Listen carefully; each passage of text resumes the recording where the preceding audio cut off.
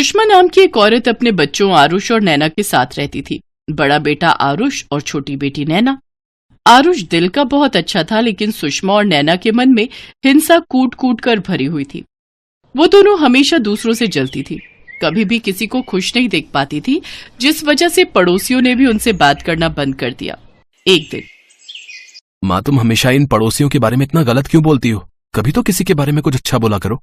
तू चुप कर, तुझे इस समाज के बारे में कुछ नहीं पता।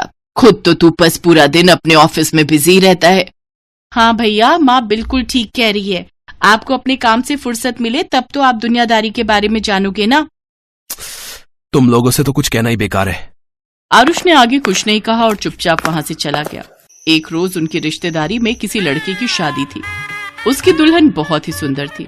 उसे देख सुषमा ने नैना से कहा, काश कि मुझे भी इतनी ही सुंदर बहू मिले। मुझे तो लगता है अब आरुष की भी शादी करवानी ही पड़ेगी। मुझे भी चाहिए गोरी चिट्टी सुंदर बहू। हाँ, मुझे भी चाहिए ऐसी सुंदर सी भाभी।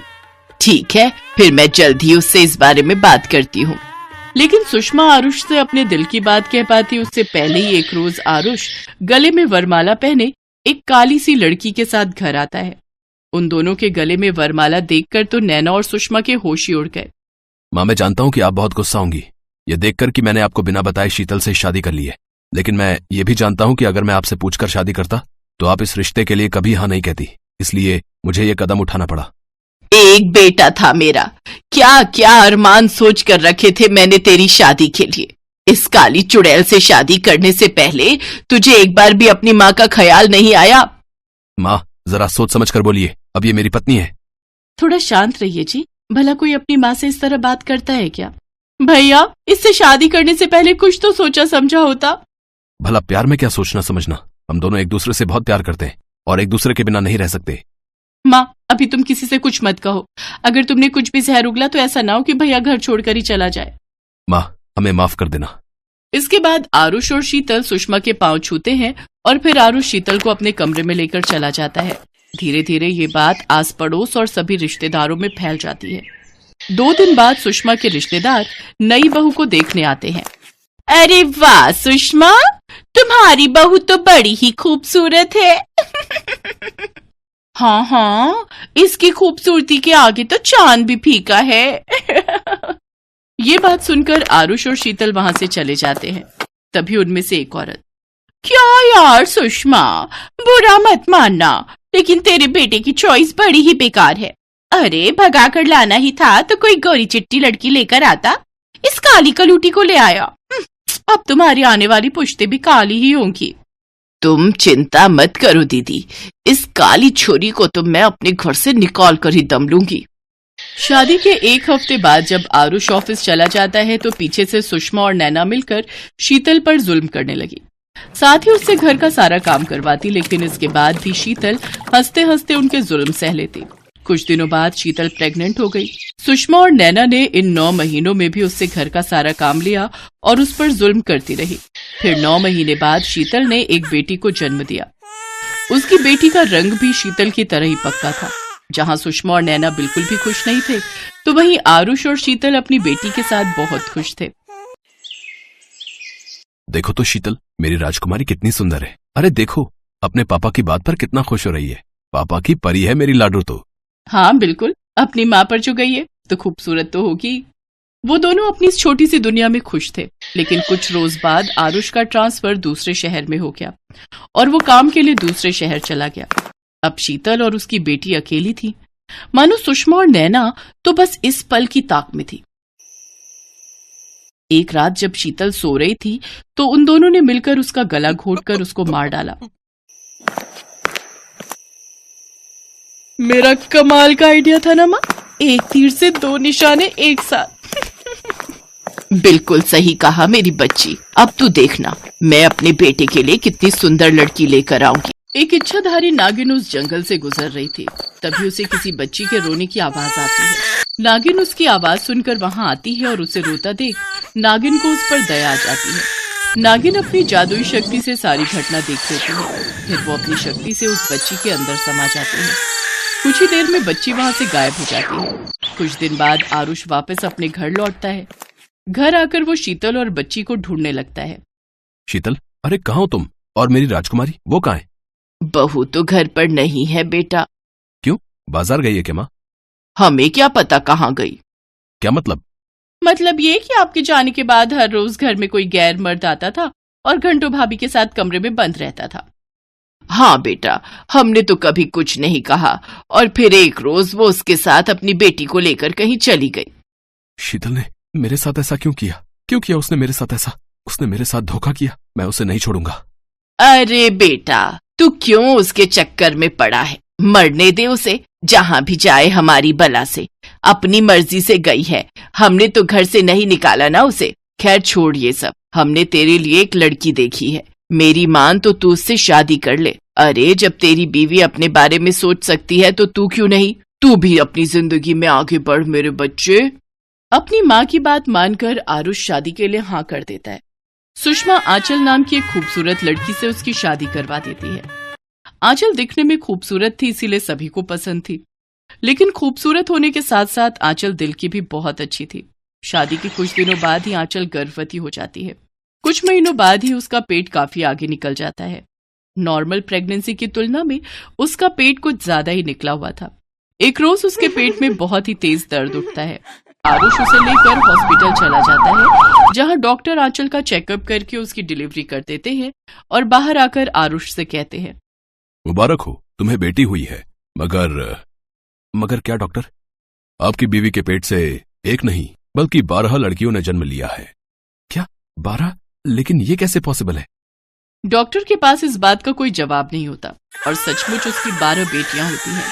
ये बात सुनकर सभी चौंक जाते हैं। फिर वो तीनों एक एक करके बच्चों से मिलने आते हैं। सुषमा नैना से कहती है, अरे ये कैसी चुड़ैल बहू ले आए हम। एक साथ 12 बच्चों को कौन जन्म देता है, और वो भी सारी लड़कियां। राम राम राम राम राम, बेचारे मेरे बेटे पर एक साथ कितना बोझ पड़ गया। सही कह रही हो माँ, ये तो सचमुच चुड़ैल है, चुड़ैल।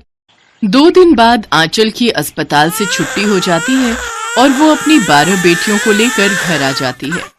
एक रात जब सभी अपने अपने कमरे में सो रहे होते हैं तो नैना के कमरे में एक साथ 12 नागिन घुस आती हैं और नैना को जकड़ लेती है।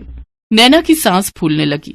वो चिल्लाने की कोशिश करने लगी, कोई बचाओ, बचाओ मुझे कोई। मगर वो चिल्ला भी नहीं पाई क्योंकि नागिन ने उसका मुंह और गर्दन पूरी तरह जकड़ ली थी। कुछ ही देर में नैना ने दम तोड़ दिया। तभी वहां आरुष, आंचल और सुषमा पहुंच जाती हैं। हे राम, एक साथ इतनी नागिन! मार डाला मेरी इकलौती बेटी को, मार डाला इन्होंने। तभी एक नागिन ने कहा, और अब अगला नंबर तेरा है चुड़ैल, मरने के लिए तैयार रह। नहीं, ऐसा मत करो। आखिर क्या चाहती हो तुम, और क्यों कर रही हो ये सब? तभी वो सभी नागिन एकजुट हो जाती हैं और एक बच्ची में बदल जाती हैं और कहती हैं, मैं आपकी और शीतल माँ की बेटी हूँ पापा। आज मैं आपको एक सच बताना चाहती हूँ। तभी वो अपनी जादुई शक्ति से टीवी लाती है जिसमें वो सारी घटना दिखती है जो शीतल और उसकी बेटी के साथ हुई थी। माँ, आपने मुझसे झूठ कहा कि मेरी शीतल मुझे छोड़कर किसी और के साथ चली गई है। छी माँ, छी! आप दोनों इस सजा के हकदार हो। आप दोनों के साथ तो यही होना चाहिए। बदला लेने के लिए पापा, मैंने इसी घर में पुनर्जन्म लिया। मैं अपनी मरी हुई माँ का बदला लेने आई हूँ पापा। इसके बाद वो बच्ची फिर से 12 नागिनों में बदल जाती है और सुषमा को जकड़ लेती है। मुझे माफ कर दे आरुष, अब मुझे बचा ले बेटा। आपके किए की सजा तो आपको भुगत नहीं होगी माँ, आप इसी लायक हो। कुछ ही देर में सुषमा के प्राण निकल जाते हैं। नागिन बच्ची वहां से गायब हो जाती है। आरुष और आंचल जब वापस अपने कमरे में जाकर देखते हैं तो वहां 12 की जगह एक ही बच्ची होती है जो बिस्तर पर पड़े हुए मुस्कुरा रही होती है। आंचल और आरुष उसे गले से लगा लेते हैं। फिर आरुष जंगल जाकर शीतल का कंकाल लेकर आता है और एक साथ अपनी माँ, बहन और शीतल का पूरे विधि विधान से अंतिम संस्कार कर देता है। उस दिन के बाद से आरुष हर रोज नाग देवता की मूर्ति को दूध अर्पित करता है।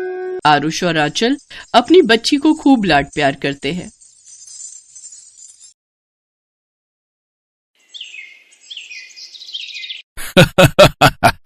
मेरे हाथ नागमणि लग गई है, अब मैं बहुत अमीर बन जाऊंगा। वो आदमी जोर जोर से हंसने लगा, लेकिन तभी सुलेखा नागिन उसके सामने आई और उसे डस लिया।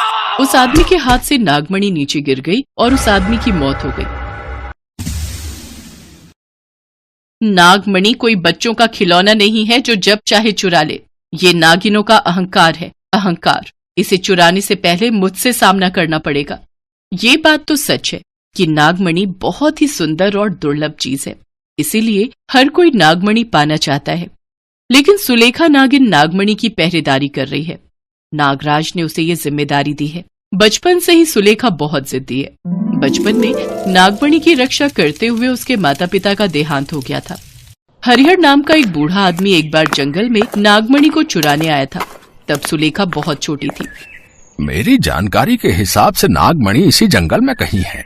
बस एक बार मिल जाए, उसके बाद तो मजे ही मजे होंगे। मैं करोड़पति बन जाऊंगा। हरिहर नागमणि ढूंढने लगा और जंगल के बीचों बीच एक सुरंग के अंदर उसे नागमणि मिल गई।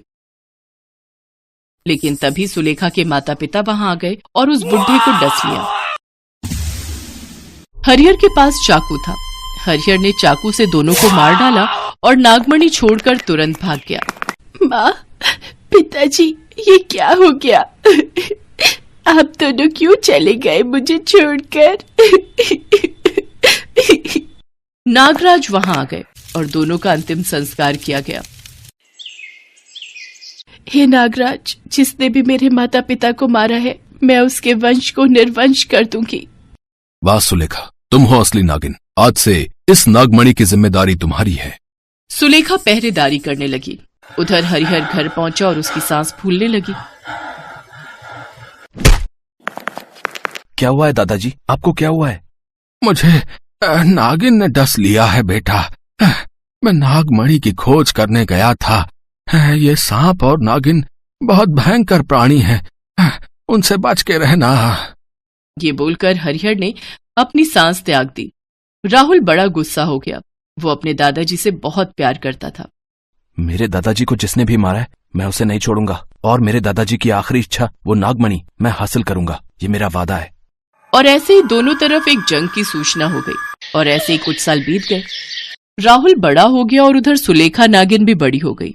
राहुल नागमणि चुराने का प्लान बनाने लगा और सुलेखा उसके माता पिता के हथियारों को ढूंढने लगी।